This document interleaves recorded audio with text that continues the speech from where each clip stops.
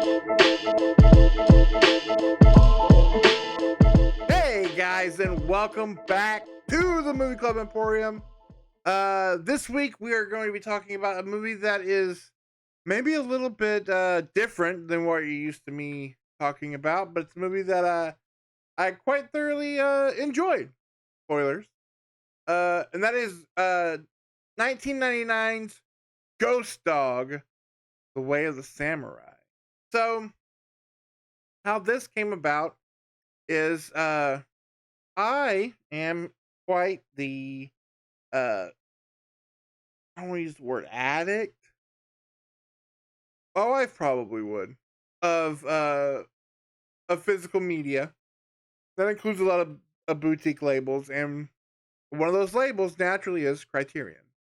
And I think last November, December, whenever they had the last big half off Barnes and Noble month long sale, I picked this up because I'm rather hit and miss with Jarmusch. I should say this movie is written and directed by Jim Jarmusch. Because I really, really enjoyed Lovers Left Alive. Only Lovers Left Alive. And Dead Man with Johnny Depp. However, The Dead Don't Die, I absolutely hated with every fiber of my being. I really hated that movie. So I'm really hit and miss with Jarmusch, but this one always struck me as a weird movie for him. Like, I know I haven't seen the stuff with like Tom Waits and Benini, like Down by Law and some of the other ones. I know, but I haven't got. I think some of them are on Max under the TCM banner, and I probably should, just to kind of round out a full-fledged opinion of the man. Coffee and Cigarettes, I think, is one. But this one always, even with those other ones, seemed very different because this movie, especially after seeing it, when you look at the trailer for this movie, you look at the cast of this movie, this feels kind of like an early Hughes Brothers film, something like after Menace to Society, or even something like one of the like that weird time, some of the late '90s, early 2000s Spike Lee stuff. And I say that affectionately. It just doesn't quite feel like some goofy hipstery old white guy made this movie. What's so cool about this movie, I think, is for all intents and purposes, Ghost Dog it's an action film. It's The Killer. Um it's John Wick. The only difference is this movie does quite literally take to heart I can't remember, I will not butcher the Japanese name, but essentially throughout the movie, Ghost Dog reads the actual book, the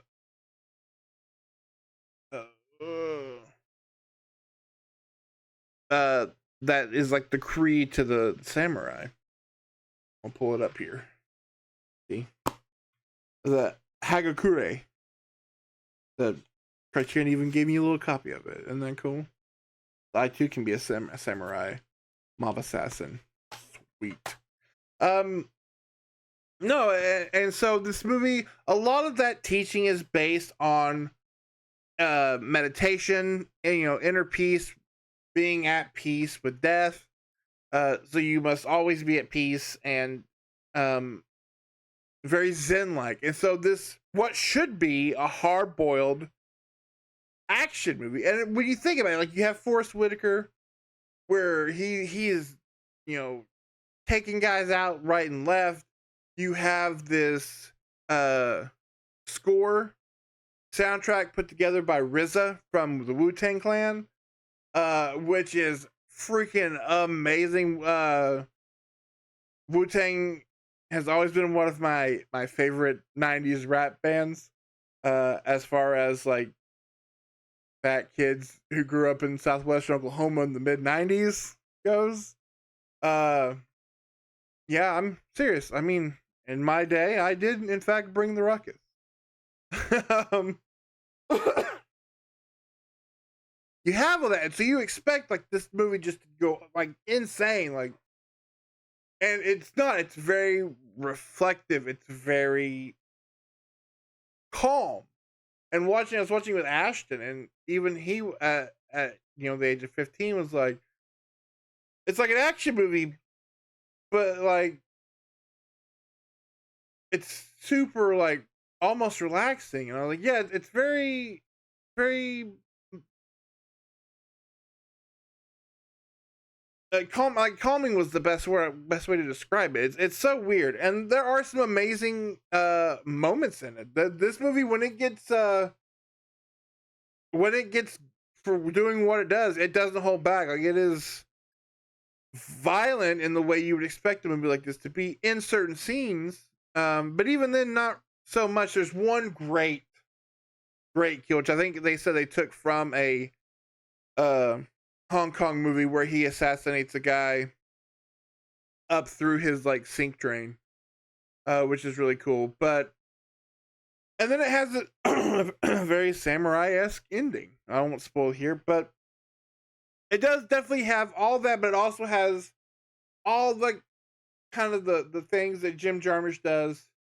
But to me, when he does well, he's one of the best. It's like Lynch in that way of just being like, there's these weird characters, this absurdness to the world. Like, we have these mobsters, and they're led by Henry Silva, and they're all just these old,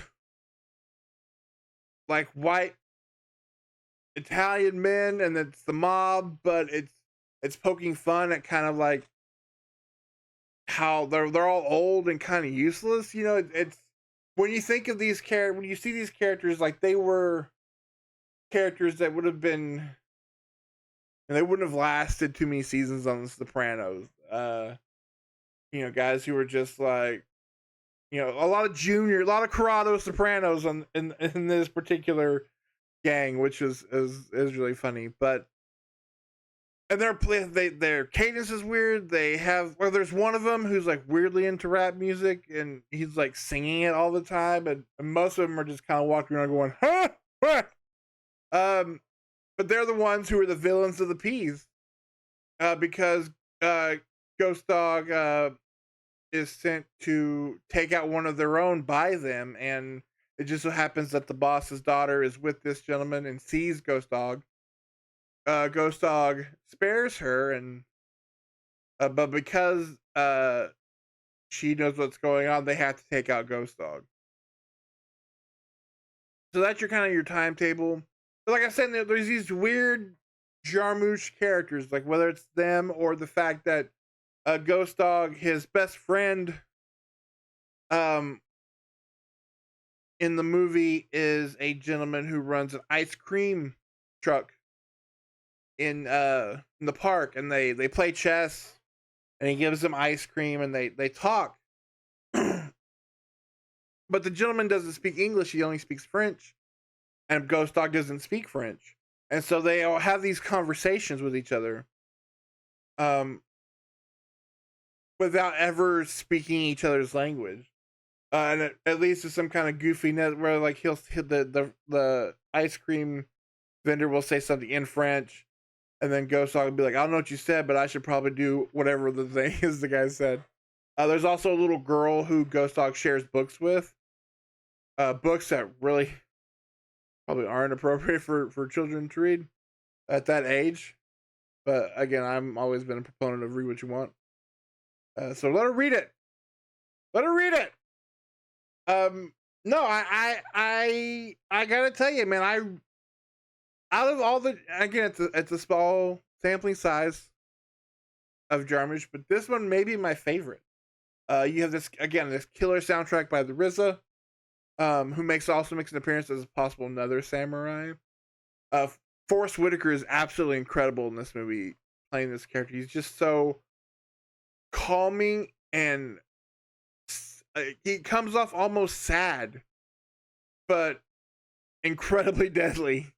It's got a lot of goofy, like I said, like Lynchian-esque characters that are like just build this world out to what in the world are we doing. But the movie does have a lot of things like a lot of there's movies kind of broken into chapters, and all the chapters are quotes, actual quotes from this handbook on how to be a samurai, and so it's really very uh uh philosophical and very like head thinky, and which is a real word, not something I just totally made up. But I really did really enjoyed this movie. Like I said, it may be my favorite skirmish movies. So far, I really did enjoy it. It definitely helps watch because the last one previous to this was The Dead Don't Die, and again, that movie makes me vomit.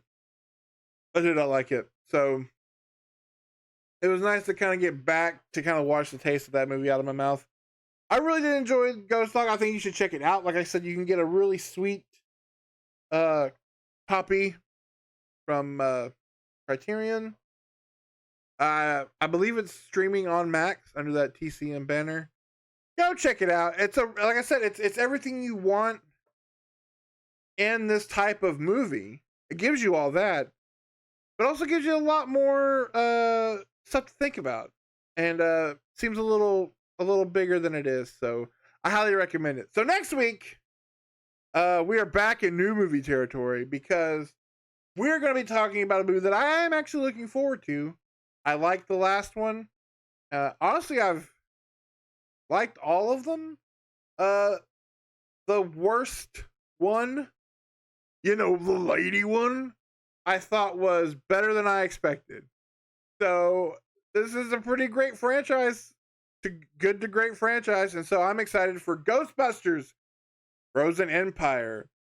Try to get me one of those proton trap popcorn buckets, and then I'll make love to that and do a total swerve on that dune bucket. Terrible joke. So next week we're talking about Ghostbusters Frozen Empire.